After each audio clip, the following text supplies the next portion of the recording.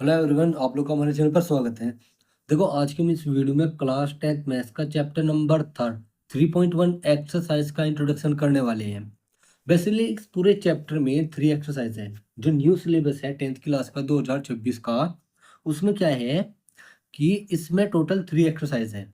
और जब पहले इसमें एक्सरसाइज थी, जो हमारी ओल्ड बुक थी, उसमें कितनी एक्सरसाइज थी? उसमें टोटल 6 एक्सरसाइज थी, जिसमें से आप लोगों की 3 एक्सरसाइज को डिडक्ट कर दिए गए हैं, यानी कि कम कर दिए गए हैं, जिससे कि बच्चों के ऊपर प्रेशर ना आए।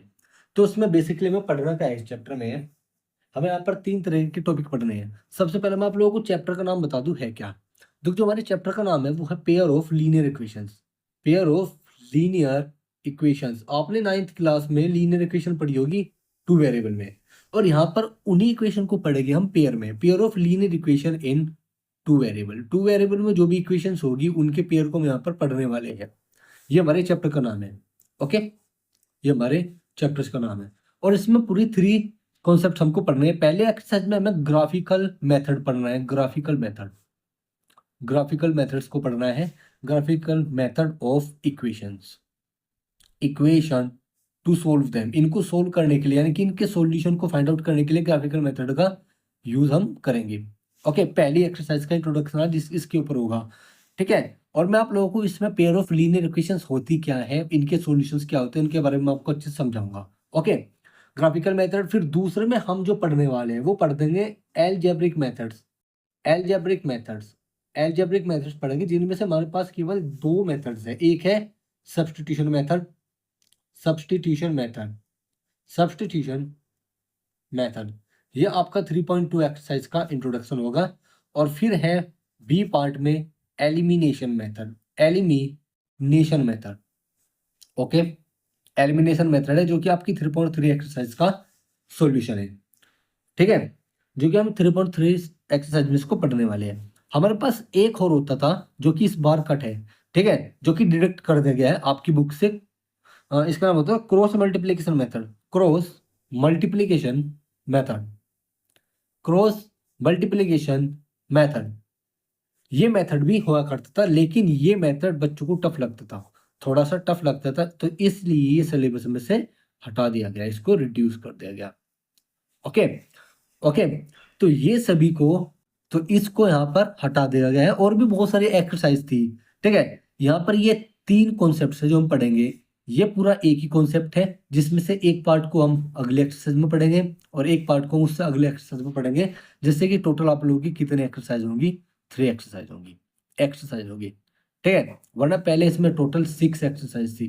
6 एक्सरसाइज आप लोग देख लो बच्चे कैसे करते थे। ठीक है, तो आप लोगों के ऊपर से तो प्रेशर बहुत ज्यादा कम कर दिया गया है, और बहुत ही आसान चैप्टर है, इसको मैं बहुत अच्छे से समझाऊंगा। तो चलो अपने चैप्टर को शुरू करते हैं। देखते हैं यहाँ पर पेयर ऑफ लीनियर इक्वेशंस। मैं यहाँ पर दोबारा से लिख लेता हूँ, pair of linear equations. Pair of pair of linear equation linear equations के pair of linear equations in 2 variables. हमें यहाँ पर इक्वेशंस को पढ़ना है, इक्वेशंस को। ओके, देखो हमारा सबसे पहला टॉपिक है ग्राफिकल मेथड। ठीक है, ग्राफिकल मेथड। सबसे पहले मैं आपको इक्वेशंस के बारे में बता देता हूँ, होते क्या है इक्वेशंस। 9th क्लास में आप लोगों ने इक्वेशन पढ़ी होगी 2 वेरिएबल में। Equations in 2 variable. ठीक है, हम यहाँ पर 2 वेरिएबल की बात लेकर के चलेंगे। 2 वेरिएबल में आप लोगों ने पढ़ी होगी। इक्वेशंस क्या होता है? Statement of equality. Statement of equality क्या कहलाती है? इक्वेशन कहलाती है, कॉल्ड इक्वेशन। ये एक छोटा सा स्टेटमेंट है। ठीक है, बाकी आप लोग से डेफिनेशन कोई नहीं पूछता, सब एप्लीकेशंस पूछते हैं, यानी कि क्वेश्चंस पूछते हैं। कहने का मतलब ये है। ठीक है, न्यूमेरिकल क्वेश्चन जो भी आप सोल्व करते हो इक्वेशन बना करके। जो इक्वलिटी का स्टेटमेंट होता है उसको हम क्या बोलते हैं? इक्वेशन। यानी कि एक ऐसा स्टेटमेंट जिसके लेफ्ट साइड में और राइट साइड में क्या हो, कोई ना कोई वैल्यू हो, और वो इक्वेट हो आपस में। कैसे? जैसे मैं आप लोग को एग्जाम्पल दे देता हूँ। मैंने लिखा यहाँ पर 2+3 इक्वल टू क्या? 5। ये क्या है? ये एक इक्वेशन है। क्या है? एक इक्वेशन है। अगर आप इसकी साइड को देखोगे, ये जो साइड होती है इसको बोलते हैं लेफ्ट साइड, और इसको बोलते हैं राइट साइड। ठीक है, राइट साइड। और बीच में होता है equal sign. Okay, equal sign से दोनों क्या वैल्यू इक्वेट हो रही है। 2+3 का जब आप सम करोगे तो क्या आएगा, 5 आएगा, और इधर भी वैल्यू क्या है, 5 है, यानी कि 5 इक्वल टू किसके आ रहा है, 5 के आ रहा है। ये क्या है, ये एक इक्वेशन है, लेकिन यहाँ पर जो इक्वेशन है वो केवल कॉन्स्टेंट्स की है। किसकी, केवल कॉन्स्टेंट्स की। यहाँ पर केवल नंबर है, वेरिएबल का तो यहाँ पर जिक्र है ही नहीं। तो इसीलिए अगर मैं इसको ये लिख दूं, 2x plus 3y equal to 5, तो अब ये क्या बन जाएगी, equation, linear equation in two variable, linear equation in two variables, two variables, ये क्या बन जाएगी, linear equation in two variables. ठीक है, अब हमें इस तरह की इक्वेशन को सोल्व करने के लिए, सोल्व करने का मतलब क्या होता है, एक्स और वाई की वैल्यू हमें यहाँ पर फाइंड आउट करनी होती है, जो कि कोऑर्डिनेट्स की फॉर्म होती है, आपने क्लास 9th में पढ़ा होगा चैप्टर नंबर 3 कोऑर्डिनेट जियोमेट्री, उसमें आप लोगों को कोऑर्डिनेट फाइंड आउट करना सिखाया गया होगा। तो ये कोऑर्डिनेट वही है, हम कोऑर्डिनेट का यूज करते हैं इक्वेशंस के सॉल्यूशंस को फाइंड आउट करने के लिए। ठीक है, अब यहाँ पर ये जो इक्वेशन है, इनके सॉल्यूशन है एक्स और वाई, इनको हमें फाइंड आउट करना है, और ये क्या है, एक अननोन वैल्यू है। तो ये ऐसे कोई पैरामीटर है नहीं, और हमें केवल इक्वेशन दी गई है, तो यहाँ पर हमें एक और इक्वेशन की जरूरत पड़ेगी, जो कि इसकी जैसी होगी। मान लो मेरे पास है 4x plus 5y equal to 7, मेरे पास ये इक्वेशन है। अब ये वाली इक्वेशन और ये वाली इक्वेशन आपस में मिल जाए, ठीक है, तो हम यहाँ पर x और y की वैल्यू को फाइंड आउट कर सकते हैं, और यही क्या कहलाती है, पेयर ऑफ लीनियर इक्वेशंस, यानी कि 2x plus 3y equal to 5 और 4x plus 5y equal to 7 को अगर हम सोल्व करें, तो यहाँ से हमें क्या मिलते हैं, x और y के कुछ सॉल्यूशंस मिलते हैं, और यही क्या हो जाता है, पेयर। यही क्या कहलाता है, पेयर कहलाता है इक्वेशंस का, क्योंकि हम यहाँ पर एक साथ पेयर को यूज कर रहे हैं। अब हम यहाँ पर सिंगल इक्वेशन पर काम नहीं करेंगे, हम इस पर काम कर चुके हैं 9th क्लास में। आप लोगों ने 9th क्लास में इस इक्वेशन को पढ़ा होगा, टू वेरिएबल में ही, लेकिन सिंगल फॉर्म में। ठीक है, आप लोगों का एक चैप्टर है, चैप्टर नंबर 3 लीनियर इक्वेशंस इन टू वेरिएबल, ये चैप्टर, ना कि पेयर। अब 10th में हमें लीनियर इक्वेशन को ही पढ़ना इसी को है, लेकिन एक साथ हम दो इक्वेशंस को लेकर के चलेंगे, और तब हम इनके सॉल्यूशंस फाइंड आउट करेंगे। यही कहलाता है पेयर ऑफ लीनियर इक्वेशन। अब 9th क्लास में क्या था, 9th क्लास में जब आप लोग इक्वेशंस के सॉल्यूशंस को फाइंड आउट करते थे, तो आप एक तरीका अपनाते थे, क्या अपनाते थे, एक्स और वाई की वैल्यू को अपना आप ही एज्यूम कर लेते हैं। जैसे एक्स की वैल्यू को 0 मान लिया, यहाँ पर 0 पुट किया, तो 3y इक्वल टू 7।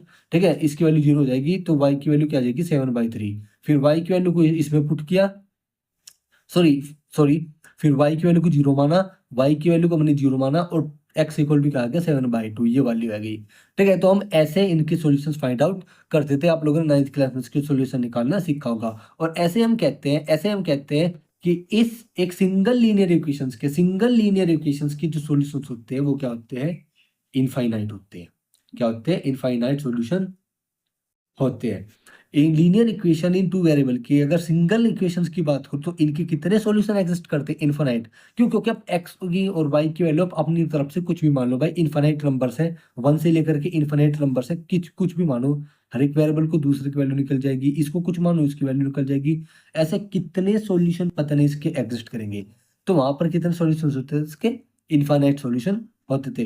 लेकिन हमारे केस में क्या है, पेयर ऑफ लीनियर इक्वेशन में, यहाँ पर हम पेयर्स की बात कर रहे हैं, तो यहाँ पर जो सॉल्यूशंस है वो इनफाइनाइट हो भी सकते हैं, नहीं भी हो सकते हैं, यहाँ पर कंडीशन के ऊपर डिपेंड करते हैं। ठीक है, फिर हम इसकी ग्राफिकल मेथड्स को पढ़ेंगे, क्योंकि हम यहाँ पर इनके सॉल्यूशन फाइंड आउट करेंगे यूजिंग द ग्राफिकल मेथड। ठीक है, पहले मैं आप लोगों को ये केस आसानी से समझा देता हूँ। चलो नेक्स्ट। अब इक्वेशंस जो होती है, इक्वेशंस मैं आप लोगों को यहाँ पर लिख करके दिखाता हूँ। जैसे मैंने यहाँ पर लिखी 2x plus Y equal to 8, ये लिख दिया। अब इसकी जो स्टैंडर्ड फॉर्म है वो क्या है, वो कुछ इस प्रकार की है, ax plus b y equal to c, ठीक है, ये इस प्रकार की क्या होती है, इसकी एक फॉर्म आ जाती है। या फिर हम क्या सकते हैं, ax plus b y plus c equal to 0, ये इस तरह की हम इसको कह सकते हैं। ठीक है, इस सी को यहाँ लिख करके हम इसको इस तरफ ही लिख देंगे, तो इक्वल टू 0। ठीक है, इसको हटा करके आप इसको देख लीजिए, ये क्या होती है, इसकी स्टैंडर्ड फॉर्म होती है। अब यहाँ पर जो a की वैल्यू है, b की वैल्यू है, ये आपकी नेगेटिव भी हो सकती है, पॉजिटिव भी हो सकती है, नेगेटिव भी हो सकती है, पॉजिटिव भी हो सकती है, नेगेटिव भी हो सकती है, पॉजिटिव भी हो सकती है। यहाँ पर a और b क्या है, आपके कोफिशिएंट है। ठीक है, a and b are coefficients, और c क्या है आपका, c इक्वल टू आप लोगों की ये कांस्टेंट टर्म है। ये आप लोगों की क्या कहलाती है, कांस्टेंट टर्म कहलाती है। ओके, और एक्स और वाई क्या कहलाते हैं, इसके सॉल्यूशंस कहलाते हैं। लेकिन हम यहाँ पर इनको पेयर में पढ़ेंगे, पेयर में पढ़ेंगे तो वहां पर हम ग्राफिकल मेथड का यूज करेंगे। अब देखो यहाँ पर एक्चुअली में सॉल्यूशन का मतलब होता क्या है, सॉल्यूशंस का मतलब होता क्या है, जब भी हम किसी भी लीनियर इक्वेशन की लाइन को ड्रॉ करते हैं तो किसका जो ग्राफ आता है वो एक लीनियर लाइन आती है, लीनियर लाइन। ठीक है, मान लो ये ग्राफ है हमारे पास, आपने 9th क्लास में इसका ग्राफ ड्रॉ करा होगा। मान लो ये एक इक्वेशन आ गई लाइन की, ये इक्वेशन आ गई इसकी, मान लो इस इक्वेशन की जो मैंने ऊपर लिखी 2x + y = 8 की, 8 लाइन की इक्वेशन ये आ गई। इस लाइन पर जितने भी पॉइंट है, इस लाइन पर जितने भी पॉइंट है वो हर एक पॉइंट किस फॉर्म में होगा, x, y की फॉर्म में होगा। उसकी जो लोकेशन होगी पॉइंट की वो x, y फॉर्म में होगी, और यही सॉल्यूशन क्या होंगे, इस इक्वेशन के सॉल्यूशन होंगे। यानी कि every solution on the line, sorry every point on the line is a solution of this equation. यानी कि every point on line, every point on line, on line is a solution of solution of solution of equation, equation single linear equation, single linear equation in two variable। ठीक है, अगर हम अभी single equation की बात करें तो वहां पर सॉल्यूशंस क्या होते हैं, सॉल्यूशंस क्या होते हैं, जो एवरी लाइन जो होती है, एवरी लाइन जो होती है, सॉरी जो एवरी पॉइंट होता है लाइन पर, एवरी पॉइंट होता है लाइन पर, वे सभी क्या होते हैं, सॉल्यूशंस होते हैं इस इक्वेशन के। और हम इस इक्वेशन को लाइन भी कह सकते हैं क्योंकि लाइन की इक्वेशन ही, ये लाइन की इक्वेशन है, यहाँ पर देखो इस लाइन की इक्वेशन है, यहाँ पर इस लाइन की इक्वेशन है। तो जितने भी इस लाइन के ऊपर पॉइंट होंगे वे सभी क्या होंगे, इसके सॉल्यूशन होंगे। और हर एक पॉइंट की जो लोकेशन होगी वो x, y कोऑर्डिनेट्स की फॉर्म होगी, जो कि x डिस्टेंस होगी और ये आपकी y डिस्टेंस होगी। ओके, ये सब कुछ आपने चैप्टर नंबर 3 9th क्लास में पड़ा हुआ है। ठीक है, यहाँ पर सॉल्यूशंस होते हैं ऐसे। अब जो हम यहाँ पर बात करेंगे पेयर में, अब जब हम पेयर में बात करेंगे उनमें जो भी सॉल्यूशंस होंगे, ठीक है, उन इक्वेशन जो पेयर में जो भी इक्वेशंस होगी उनकी जो भी ग्राफ होगी वो भी एक लाइन ही आएगी, वो भी क्या आएगी, एक लाइन आएगी। उनका ग्राफ भी क्या आएगा, एक लाइन आएगा। जैसे 2x + y = 8 है और 3y + x क्या है, 9 है।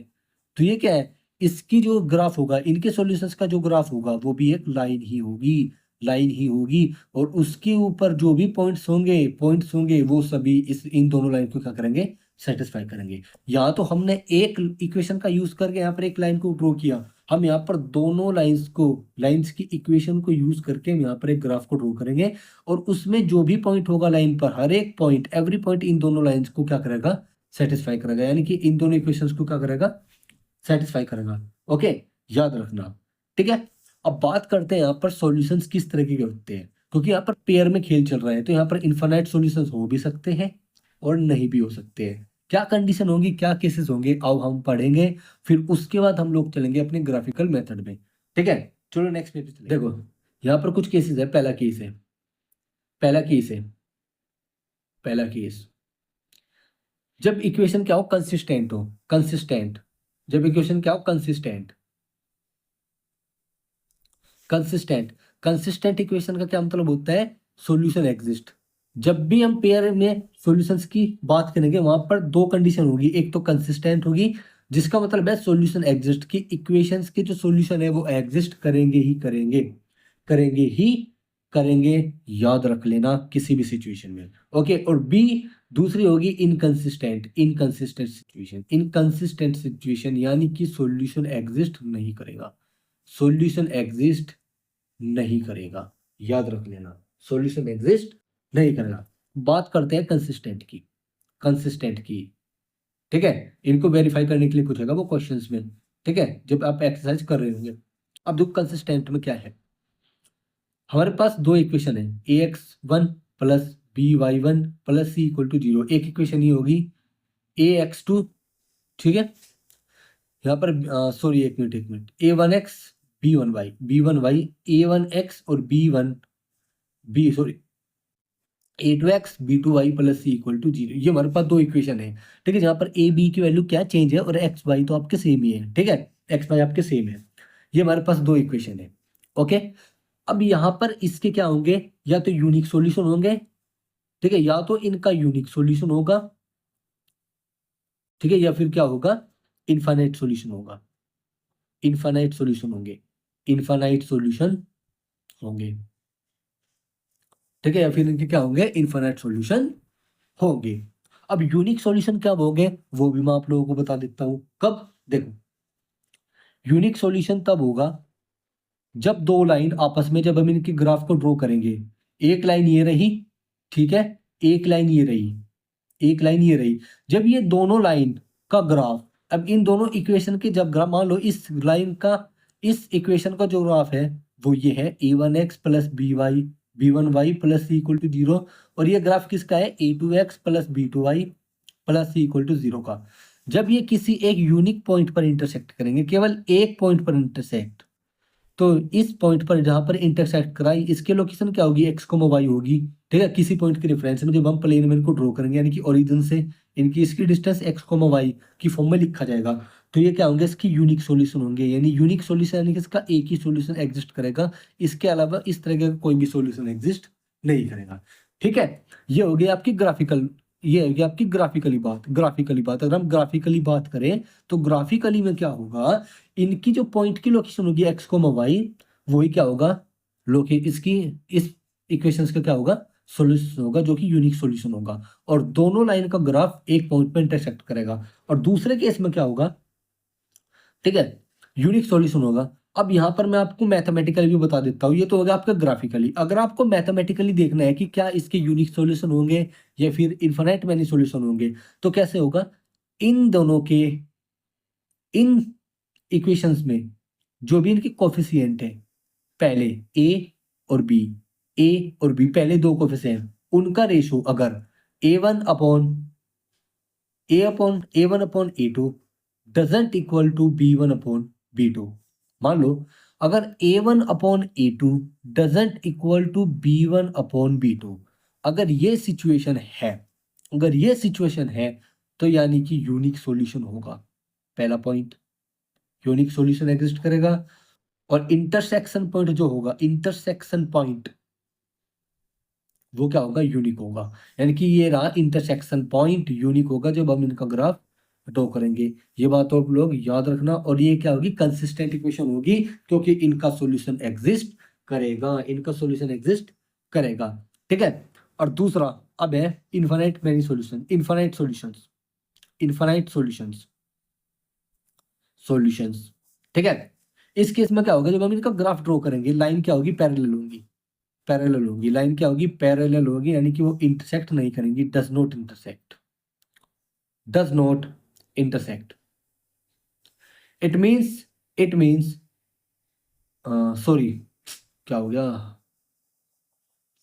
Sorry sorry sorry sorry sorry, यानी कि जो लाइन होगी वो क्या होगी, ओवरलैप हो जाएगी, ओवरलैप हो जाएगी। एक लाइन ये रही, ठीक है, ये मैंने रेड पेन से बना दी और ये मैं ब्लू लाइन से बना रहा हूँ, ये क्या करेंगे, अपन में कोइंसाइड हो जाएंगी, कोइंसाइड हो जाएंगी, मतलब एक के ऊपर एक ओवरलैप हो जाएगी। यानी कि इसके इनफाइनाइट मैनी सॉल्यूशंस होंगे, इनफाइनाइट मैनी सॉल्यूशंस होंगे, क्योंकि ये इंटरसेक्ट करी है हर एक पॉइंट पर, हर एक पॉइंट पर इंटरसेक्ट करी है, और एक लाइन के ऊपर पता नहीं कितने सारे पॉइंट होते हैं, कितने सारे तो पॉइंट होते हैं। इनफाइनाइट मैनी पॉइंट्स होंगे तो वो वही पॉइंट क्या होंगे, उनके सॉल्यूशन होंगे। तो इनके इनफाइनाइट मैनी सॉल्यूशंस इसके होंगे, इनफाइनाइट मैनी सॉल्यूशंस होंगे, क्योंकि यहाँ पर ये कोइंसाइड कर जाएंगी। जब हम दो इक्वेशंस का ग्राफ बनाएंगे, दो इक्वेशन का ग्राफ बनाएंगे, अगर लाइन कोइंसाइड कर गई, ओवरलैप हो गई एक दूसरे के ऊपर, बिल्कुल मिल गई एक दूसरे में, वो लाइन एक ही लग रही है, हमें एक ही लाइन लग रही है, तो इसका मतलब इनफाइनाइट मैनी सॉल्यूशंस होंगे। और इनकी जो कंडीशन होगी वो क्या होगी, a1 upon a2 equal to b1 upon b2 equal to c1 upon c2। यानी कि यहाँ पर कांस्टेंट टर्म को भी हम लेंगे। हम यहाँ पर पहले दो टर्म को लिए, दो कोफिशिएंट को लिए, a1 a2 और b1 b2। अब यहाँ पर हम तीसरे को भी लेंगे, तीसरे को भी लेंगे, तीसरे को भी लेंगे, ठीक है। ये इनकी कंडीशन होगी, ओके। अब बात करते हैं हम अपने दूसरे केस की, जो कि होगा इनकंसिस्टेंट, इनकंसिस्टेंट, इनकंसिस्टेंट, ये तो होगा कंसिस्टेंट सिचुएशन। अब एक होगी इनकंसिस्टेंट सिचुएशन, जिसमें कि लाइन इंटरसेक्ट बिल्कुल भी नहीं करेगी, यानी कि इक्वेशंस का ग्राफ इंटरसेक्ट बिल्कुल भी नहीं करेगा। नेक्स्ट भी है इनकंसिस्टेंट, इनकंसिस्टेंट सिचुएशन होगी लाइंस की, इसका मतलब नो सॉल्यूशन, यानी कि इनके सॉल्यूशन एग्जिस्ट नहीं करेंगे। अब ये पता कैसे चलेगा, इसकी केवल एक ही मैथमेटिकल सिचुएशन है, मैथमेटिकल कंडीशन है, वो मैं आप लोगों को बता देता हूँ, या फिर आप लोगों को मैं सबसे पहले ग्राफिकली बताता हूँ, ग्राफिकली बताता हूँ। देखो कैसे होगा, ये दोनों लाइन क्या होगी, आपस में पैरेलल होगी, पैरेलल होगी, पैरेलल होगी। मान लो ये a1x plus b1y plus c1 equal to 0 की इक्वेशन है, ये a2x plus b2y plus c2 equal to 0 इस इक्वेशन की ये ग्राफ है।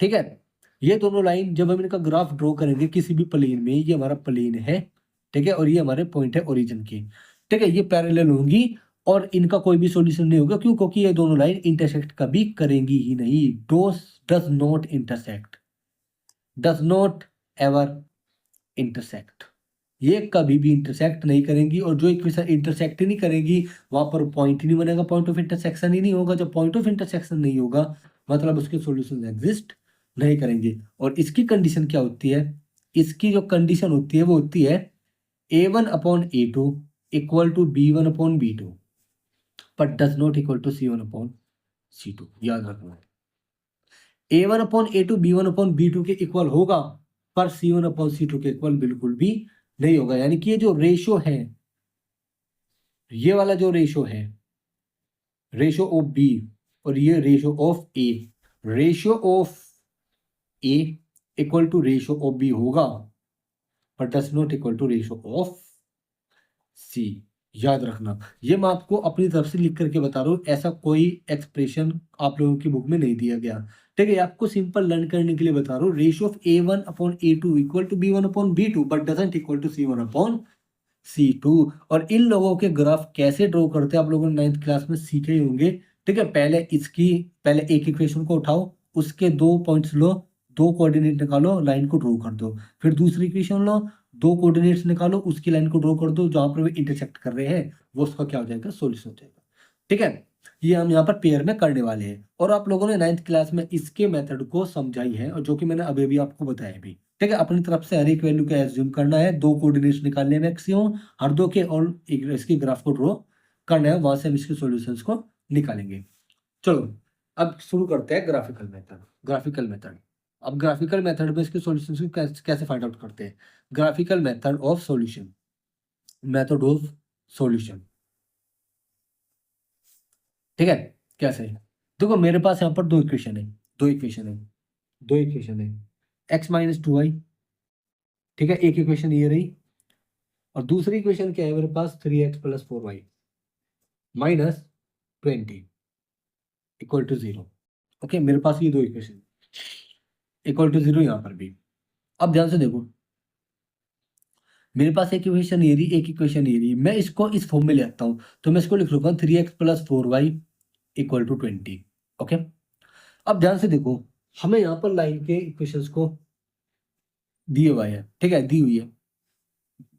अब यहाँ पर लाइन ड्रॉ करनी है, यानी कि इनका ग्राफ ड्रॉ करना है, वहां से हमें सॉल्यूशंस फाइंड आउट करने हैं। देखो यहाँ पर ये वाली इक्वेशन है, ये वाली इक्वेशन है। ओके, सबसे पहले हम इस वाली इक्वेशंस के पॉइंट्स को निकाल लेते हैं। सबसे पहले हम कंसीडर करेंगे पहली इक्वेशन को, x minus 2y equal to 0।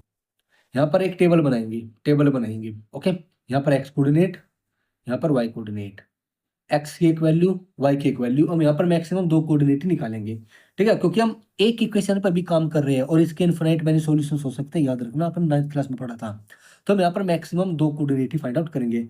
सबसे पहले x की वैल्यू की क्या रख दो, 0 रख दो। जैसे हम x को 0 रखेंगे पहली बार में, तो y की वैल्यू भी क्या हो जाएगी, अपने आप 0 हो जाएगी। तो y की वैल्यू क्या हो जाएगी, 0 हो जाएगी। ठीक है, x की वैल्यू 0 रखा, y की वैल्यू क्या होगी, 0 हो गई। याद रखना, याद रखना। Okay, okay. अब यहाँ पर ध्यान से देखो, अब y को हम क्या रखेंगे, y को हम रखेंगे 1। ठीक है, मैं चाहूँ तो y को 0 भी रख सकता हूँ, लेकिन मैं 0 इसलिए रखूंगा क्योंकि यहाँ से हमें क्या कोऑर्डिनेट मिले, 0,0 मिल गए, और यहाँ से हमें क्या मिल जाएगा, y को 0 रखो, यहाँ से भी हमें 0,0 मिल जाएगा। क्या एक पॉइंट से क्या लाइन बन सकती है, बिल्कुल नहीं बन सकती। तो इसलिए हम यहाँ पर दूसरा पॉइंट 0, तो हम यहाँ पर y की वैल्यू को 0 नहीं लेंगे। अब यहाँ पर y को क्या ले लेते हैं, हम 1 ले लेंगे। y को क्या ले लेंगे, 1 ले लेंगे। जैसे मैं y की वैल्यू 1 रखूंगा, 1 रखूंगा, 1 रखूंगा, तो x की वैल्यू क्या मिल जाएगी, x की वैल्यू क्या मिल जाएगी, x की वैल्यू क्या मिल जाएगी, हमें 2 मिल जाएगी। ठीक है, ये हो गया। ओके, ओके, मैं इसको नेक्स्ट पेज पे दोबारा से x minus 2y equal to 0, मैं यहाँ पर x, यहाँ पर y। ये लो, एक्स को 0 वाई 0 आया, वाई को 1 लिया, एक्स वैल्यू 2 आई।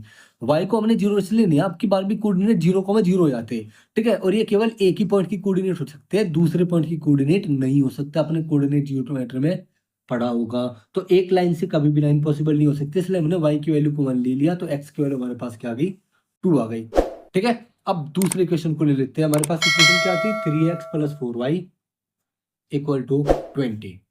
अब हम यहाँ पर y की ऐसी वैल्यू को लेना है, ऐसी वैल्यू लेना है, y की हमें ऐसी वैल्यू लेनी है जिससे कि x की वैल्यू क्या है, इजी आए। अब चाहे तो y की वैल्यू को 0 भी ले सकते हो, ठीक है, आपकी मर्जी है, लेकिन हमें ऐसे पॉइंट लेने हैं जिनको हम इजीली ड्रॉ कर सके, अपने ग्राफ को ड्रॉ कर सके, यानी कि पॉइंट वाले नंबर ना आए। वरना आप लोगों की विश है कि आप लोग जैसे पॉइंट लेना चाहिए। जैसे मैं यहाँ पर y की वैल्यू क्या ले लेता हूँ, जैसे यहाँ पर 20 है, मैं y की वैल्यू यहाँ पर 5 ले लेता हूँ, ठीक है। y की वैल्यू क्या ले लेता हूँ, 5। तो यहाँ पर अपना ग्राफ टेबल ड्रॉ करते हैं, x और यहाँ पर y, ग्राफ की टेबल यहाँ पर ड्रॉ करते हैं। x y की वैल्यू को मैंने यहाँ पर क्या ले लिया, 5 ले लिया। y की वैल्यू मैंने 5 ली, तो x की वैल्यू क्या आ जाएगी, 0 आ जाएगी।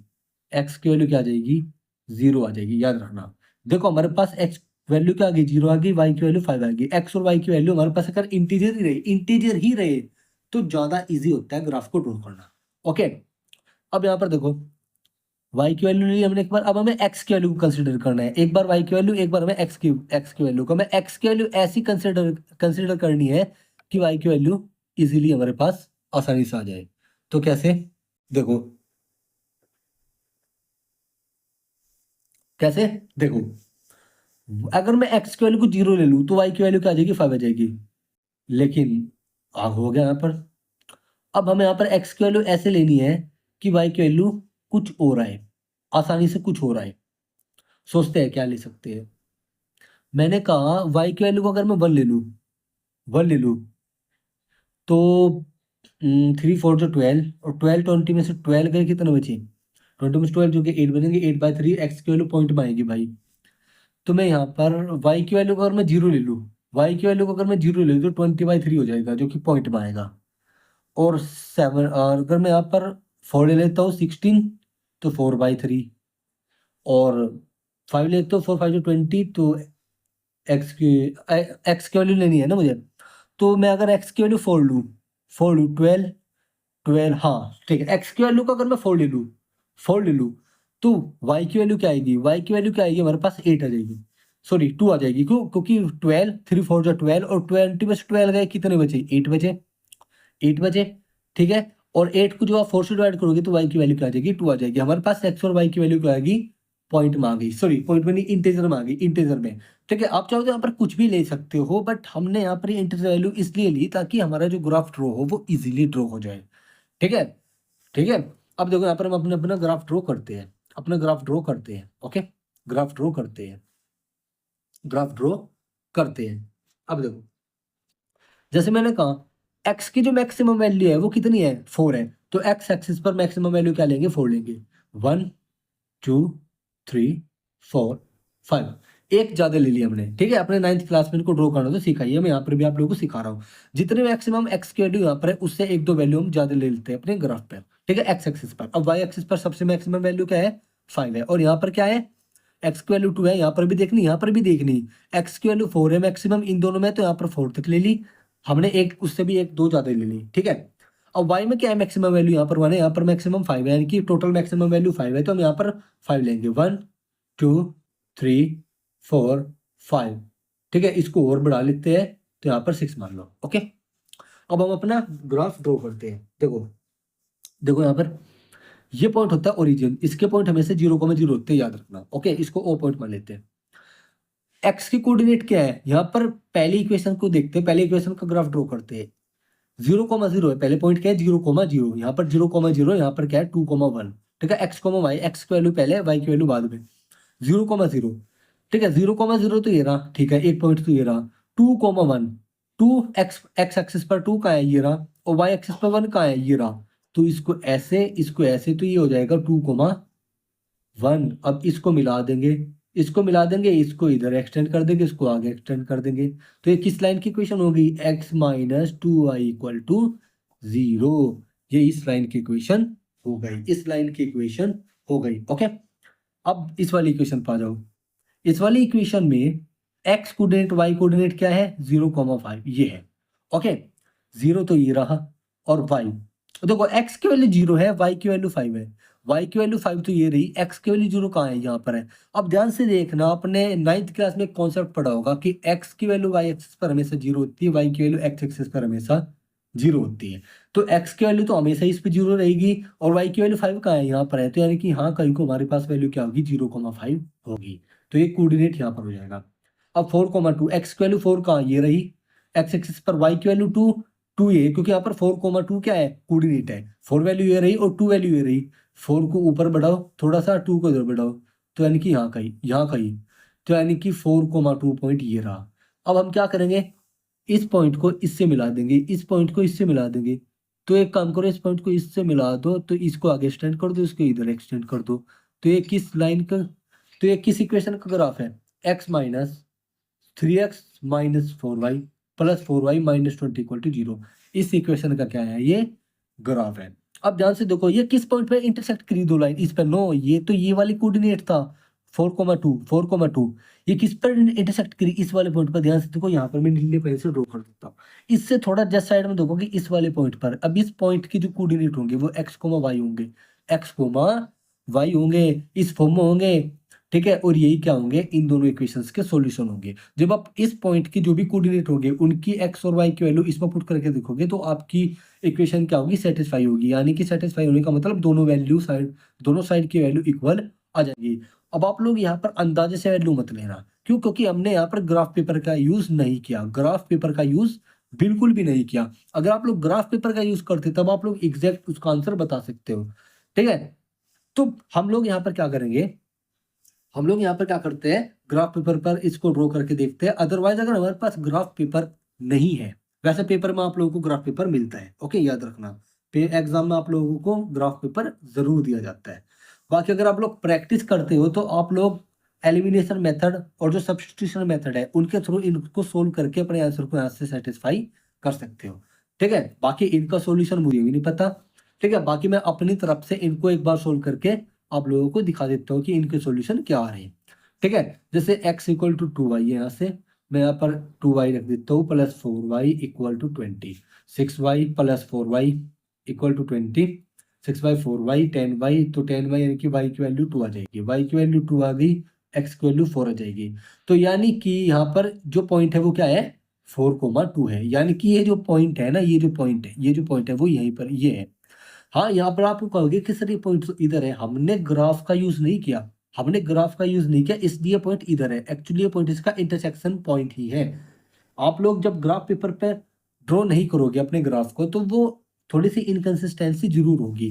ठीक है, पॉइंट इधर से इधर हो गया, हम यहाँ से एग्जैक्ट वैल्यू फाइंड आउट नहीं कर सकते, लेकिन यहाँ से y की वैल्यू 2 आ गई और x की वैल्यू 4 आ गई, यानी कि 4,2 क्या आ जाएंगे, इस इक्वेशन के सॉल्यूशन जाएंगे। एक्चुअली में ये जो ग्राफ इंटरसेक्ट करेगा, ठीक है, जो लाइन इंटरसेक्ट करेगी इस वाले पॉइंट पर इंटरसेक्ट करेगी, लेकिन हमारे केस में ही यहाँ पर इंटरसेक्ट करिए, क्यों, क्योंकि हमने इसको ग्राफ पेपर पर ड्रॉ नहीं किया, एग्जैक्ट वैल्यू हमें यहाँ पर नहीं पता और नहीं हमने इसको एग्जैक्ट वैल्यू दी, हमने यहाँ से अपनी तरफ से वैल्यू को एज्यूम किया और अपनी तरफ से हमने यहाँ पर डिस्टेंस मान ली, यहाँ पर देखो ज्यादा है, यहाँ पर कम है, यहाँ पर कम है, जबकि ग्राफ पेपर में इक्वल स्केल्स में आपकी लाइन डिवाइड होती है। इसलिए आपसे भी रिक्वेस्ट है कि आप लोग इसको ग्राफ पेपर बना के देखना, आपके पॉइंट 4,2 ही आएंगे। तो जब किसी के पास ग्राफ पेपर ना हो तो इसको हम substitution method either elimination method का यूज करके वहां से सॉल्यूशन निकालते हैं रफली और अपने सॉल्यूशंस को मैच करके देखते हैं। बाकी हम अगले एक्सरसाइज में सब्स्टिट्यूशन और एलिमिनेशन पढ़ेंगे। एलिमिनेशन तीसरी एक्सरसाइज का पार्ट है और सब्स्टिट्यूशन तो दूसरी एक्सरसाइज का ही